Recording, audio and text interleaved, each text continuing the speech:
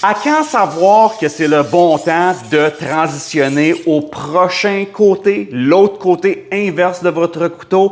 C'est simple. Dans la vidéo antérieure, on a parlé de la bavure. Maintenant que j'ai tout aiguisé un côté de lame, ma bavure est venue se replier, le tranchant est venu se replier en J vers le côté inverse, ce qui veut dire que je peux changer mon couteau de côté et puis maintenant créer une bavure du côté inverse pour une deuxième fois, mais ce qui veut dire du nouveau côté qui n'a pas encore été aiguisé. Alors, on y va on y va très uniforme de ce côté-là. Et puis, on vient détecter encore avec notre doigt la petite bavure qui vient rouler de l'autre côté, faire certain qu'elle est uniforme de pointe à pointe.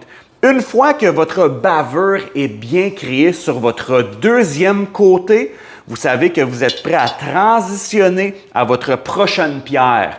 Alors, pour les transitions de pierre, on en a parlé dans une des premières vidéos. On va avoir différents abrasifs. Moi, ici, j'ai une 800 grains devant moi. Alors, je peux transitionner parfois à une 1000 grains si j'en ai une. Sinon, il y a des gens qui vont transitionner à une 3000 grains comme qu'on a ici. Je vais transitionner à ma 3000 simplement parce que moi, j'aime beaucoup ce pierre-là, mais encore, vous allez vraiment vous habituer avec vos propres pierres à la maison.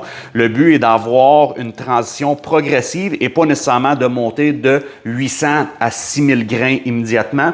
Alors, ma pierre 3000 grains, maintenant ma bavure, je la détecte. Elle est de ce côté ici. Je vais vouloir venir l'éliminer graduellement avec ma pierre de polissage. Alors, je vais compter mes coups. C'est rendu aux pierres de polissage. On veut vraiment commencer à passer le même nombre de temps sur chaque côté. Exemple, ici, je vais y avoir fait 3 passes de tranchant en entier. Et puis, je détecte que ma bavure est encore un peu présente. Alors, ce que ça veut dire, c'est que je peux y aller un autre 3 passes progressives au complet, de pointe à pointe, jusqu'à temps que je vienne sentir que ma bavure a été complètement éliminée. Ma bavure est complètement éliminée. L'autre côté, je ne devrais pas avoir une bavure ou une micro-bavure qui s'est formée au toucher parce qu'on est dans les pierres qui sont assez douces, qui sont des pierres de polissage, je n'enlève pas beaucoup d'abrasif, ne crée pas une grosse bavure. Alors, si j'ai passé, on va dire, 3 passes de ce côté-là pour venir éliminer, nettoyer cette bavure-là, que je ne la sente plus au toucher. Je vais prendre la même chose et puis je vais tourner le couteau de côté et puis je vais faire 3 passes, la même chose, du couteau au complet. Et puis, cela devrait amener les deux côtés de tranchant égaux.